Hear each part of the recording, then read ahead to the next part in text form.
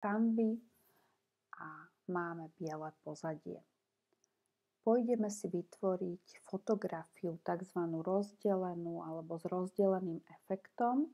Pôjdeme do prvkov a pôjdeme do rámikov.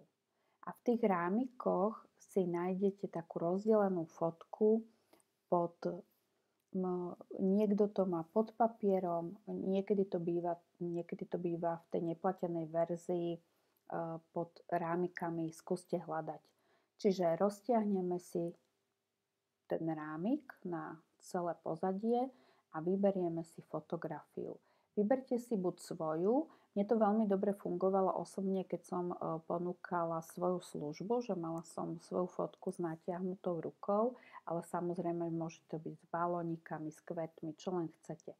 Dajte si do obidvoch tých dizajnov tú istú fotku a vlastne si ju len potiahnete, že jedna časť bude v tej druhej polovici a tá jedna časť bude v tej druhej polovici. A bude to vyzerať veľmi dobre. Ja som túto dámu ešte posunula radšej, lebo neboli jej tam vidieť oči. Čiže musela som posunúť aj tú druhú stranu. Takže ešte raz. A teraz to pekne pasuje. Ešte trošičku by som ju posunula, lebo naozaj je v tom dizajne taká schovaná a tam na tú ruku potom si môžete teda odprezentovať buď vašu službu alebo váš produkt. Vyzerá to zase inak, je to také pútavejšie pre tých našich zákazníkov. Takže tvorte. Teším sa zase na budúce.